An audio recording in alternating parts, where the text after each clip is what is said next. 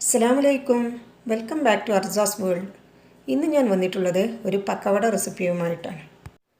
സാധാരണ നമ്മൾ ഉണ്ടാക്കുന്ന പക്കവടയിൽ നിന്നും വ്യത്യസ്തമായിട്ടാണ് ഈ പക്കവട ഉണ്ടാക്കുന്നത്. അപ്പോൾ ഇതെങ്ങനെ ഉണ്ടാക്കുന്നതെന്ന് നോക്കാം. ബാക്കി വന്നിട്ടുള്ള റൊട്ടി ഉപയോഗിച്ചിട്ടാണ് ഞാൻ ഈ സ്നാക്ക് ഉണ്ടാക്കുന്നത്.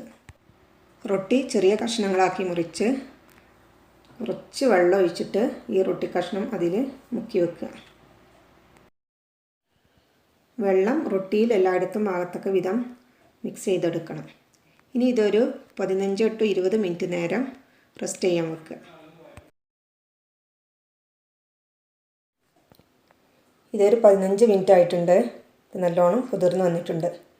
ഇനി ഇതൊന്ന് കുഴച്ചെടുക്കുക.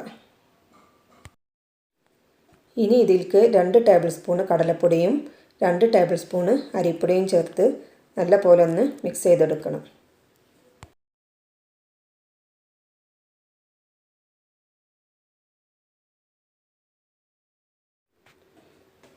ഇപ്പോൾ ഇത് മിക്സ് ചെയ്തെടുത്തിട്ടുണ്ട്.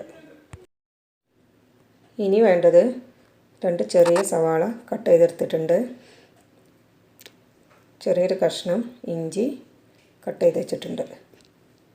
പിന്നെ കറിവേപ്പില, കുറച്ച് മല്ലിയില. ഇനി ഇത് ഈ മിക്സിയിലേക്ക് ഇട്ട് നന്നായിട്ടൊന്ന് മിക്സ് ചെയ്തെടുക്കണം.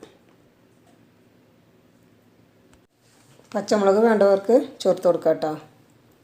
ഞാനതിൽ പച്ചമുളക് ചേർത്തിട്ടില്ല.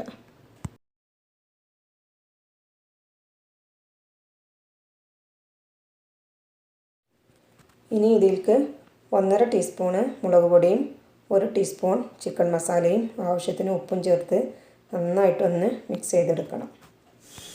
റൊട്ടിയിൽ ഓൾറെഡി ഉപ്പുണ്ടാവും, അപ്പോൾ നോക്കിയിട്ട് വേണം ചേർത്ത് കൊടുക്കാൻ.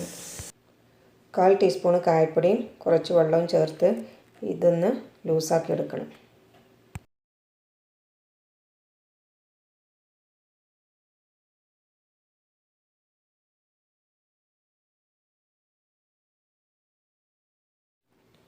ഇതുപോലെ നന്നായിട്ട് മിക്സ് ചെയ്തെടുക്കണം. ഈ രീതിയിലാണ് കിട്ടേണ്ടത്. ഇനി ഇത് പൊരിച്ചെടുക്കാം.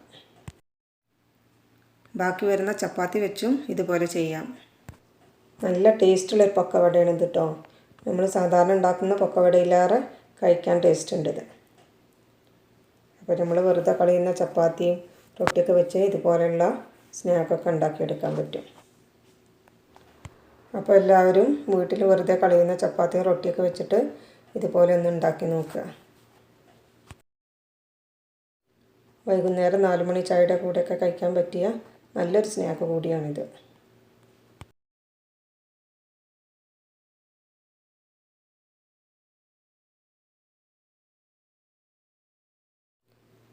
ഇതൊരു ബ്രൗൺ നിറമാവുന്നത് വരെ തിരിച്ചു മറിച്ചിട്ട് വേവിച്ചെടുക്കണം.